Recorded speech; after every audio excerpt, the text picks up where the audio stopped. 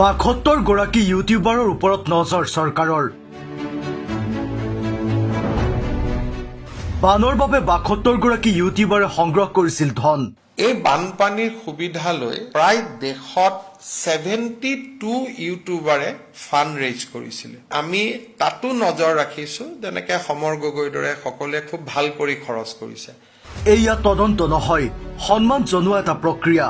যিসকলে ভাল কাম কৰিছে তেওঁলোকক সন্মান জনাব চৰকাৰে। গতিকে এইটো আমি ইনকুৱাৰী নহয়, আমি সন্মান জনোৱাৰ প্ৰক্ৰিয়া এটাহে আৰম্ভ কৰিম। ৰাজ্যৰ সাম্প্ৰতিক বান পৰিস্থিতি আৰু উজনি অসমৰ 4খন জিলাৰ জলপ্লাৱনৰ বুজ লৈ লোকসেৱা ভৱনত সংবাদমেল সম্বোধন কৰে মুখ্যমন্ত্ৰী ডক্টৰ হিমন্ত বিশ্ব শৰ্মাই। সংবাদমেলত ৰাজ্যৰ মুখ্যমন্ত্ৰীগৰাকীয়ে বানৰ নামত পুঁজি সংগ্ৰহ কৰা ইউটিউবাৰক লৈ কেইবাটাও মন্তব্য প্ৰদান কৰে। মুখ্যমন্ত্ৰীগৰাকীয়ে সংবাদমেলত উল্লেখ কৰে, বানপীড়িত লোকসকলৰ সহায়ৰ নামত নিজাববীয়াকৈ ধন আৰু অনুদান সংগ্ৰহ কৰা ৭২জন ইউটিউবাৰৰ কাৰ্যকলাপৰ ওপৰত চৰকাৰে তীক্ষ্ণ নজৰ ৰাখিছে। এই ইউটিউবাৰসকলে সঘনে অনলাইন আৰু ৰাজহুৱাভাৱে যি পুঁজি সংগ্ৰহ কৰিছে, সেই ধন প্ৰকৃততে দুৰ্দশাগ্ৰস্ত বানাক্ৰান্ত লোকসকলৰ ওচৰ পাইছেগৈ নে নাই, চৰকাৰে তাৰ সঠিক পৰ্যবেক্ষণ কৰিব। সংগৃহীত অনুদান বানাক্ৰান্ত অঞ্চলসমূহত সঠিকভাৱে ব্যৱহৃত হৈছে নে নাই, সেই বিষয়টো চৰকাৰে পোনপটীয়াকৈ প্ৰত্যক্ষ কৰিব, যাতে বানৰ অচিলালৈ কোনো ধৰণৰ বিত্তীয় অনিয়ম সংঘটিত নহয়।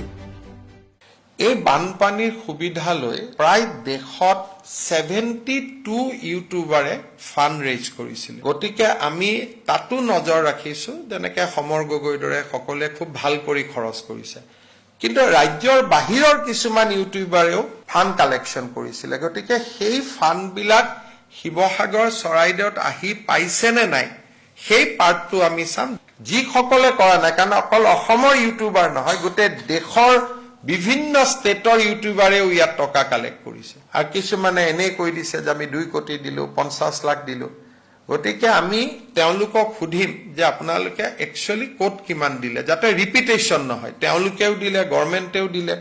মুখ্যমন্ত্ৰী ডক্টৰ হিমন্ত বিশ্ব শৰ্মাই লগতে স্পষ্ট কৰে যে চৰকাৰৰ উদ্দেশ্য কাৰোবাক নিৰ্যাতন চলোৱা নহয়। যিসকল ইউটিউবাৰে সঁচাকৈ নিষ্ঠাৰে কাম কৰিছে আৰু সংগৃহীত পুঁজি প্ৰকৃত আৰ্তজনৰ ওচৰলৈ প্ৰেৰণ কৰিছে, তেওঁলোকক চৰকাৰৰ তৰফৰ পৰা আনুষ্ঠানিকভাৱে সম্বৰ্ধনা জনোৱা হ'ব। ৰাজ্য চৰকাৰে বান সাহায্যৰ নামত স্বচ্ছতা আৰু জবাবদিহিতা বজাই ৰখাৰ উদ্দেশ্যে এই বিশেষ তদাৰকী ব্যৱস্থা গ্ৰহণ কৰা বুলি ব্যক্ত কৰে।